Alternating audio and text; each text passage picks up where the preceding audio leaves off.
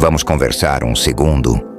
Porque eu quero te falar sobre algo que acontece com todo mundo, mas que quase ninguém tem coragem de admitir. Aquela fase em que a fé parece fraca, em que você ora e o céu parece fechado, em que você lê a Bíblia e as palavras parecem secas, em que você vai para a igreja, canta, levanta a mão e por dentro está vazio, como se Deus estivesse longe, como se algo tivesse quebrado entre você e Ele sem você saber exatamente quando ou como. O silêncio de Deus. Esse é o assunto de hoje. Primeiro eu preciso te dizer uma coisa importante. Sentir isso não te faz menos cristão. Não te faz fraco. Não te faz hipócrita. Te faz humano. Alguns dos maiores homens e mulheres da história da fé passaram por temporadas assim.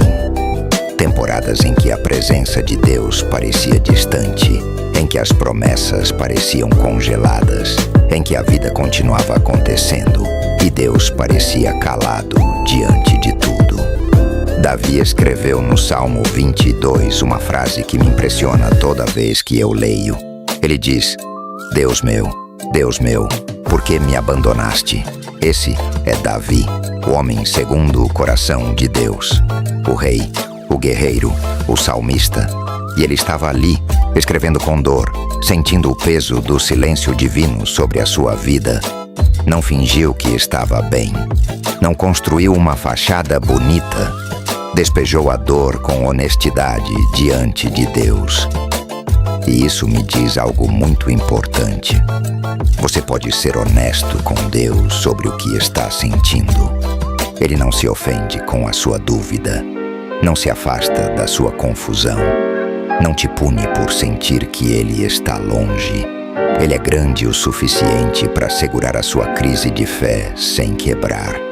Mas eu quero te contar algo sobre o silêncio. Nem todo silêncio é abandono. Às vezes, o silêncio é preparo. Às vezes Deus está trabalhando em camadas tão profundas da sua história que você não consegue ver o movimento ainda. Como uma semente embaixo da terra. Lá fora parece que nada está acontecendo. O chão está quieto, sem sinal nenhum. Mas embaixo, no escuro, raízes estão sendo formadas. Estrutura está sendo construída. Vida está acontecendo onde os olhos não alcançam. José passou anos num poço, depois numa prisão, depois esquecido por pessoas que prometeram ajudá-lo. Anos de silêncio. Anos em que qualquer um de nós teria desistido de acreditar que Deus tinha um plano. E quando o plano se revelou, foi tão maior do que qualquer coisa que José poderia ter imaginado, que ele mesmo reconheceu. O que vocês planejaram para o meu mal, Deus planejou para o meu bem. O silêncio de Deus na vida de José não era abandono, era arquitetura. Pode ser que o silêncio que você está vivendo hoje seja exatamente isso. Uma construção que você não consegue ver ainda, porque está sendo feita por baixo, nas fundações, nos lugares que ninguém aplaude, mas que sustentam tudo que vem depois. Eu não estou dizendo que é fácil. Não estou dizendo que não dói. Estou dizendo que o silêncio tem um lado que a gente só entende depois, quando olha para trás e vê que naquele exato momento em que Deus parecia ausente, Ele estava mais presente do que nunca, só que de um jeito diferente do que a gente esperava. Então, o que você faz nessa temporada? Você continua orando mesmo quando parece que ninguém está ouvindo. Continua abrindo a Bíblia mesmo quando as palavras parecem secas. Continua aparecendo mesmo quando não sente nada. Porque fé não é sentimento. Sentimento varia, oscila, some e volta.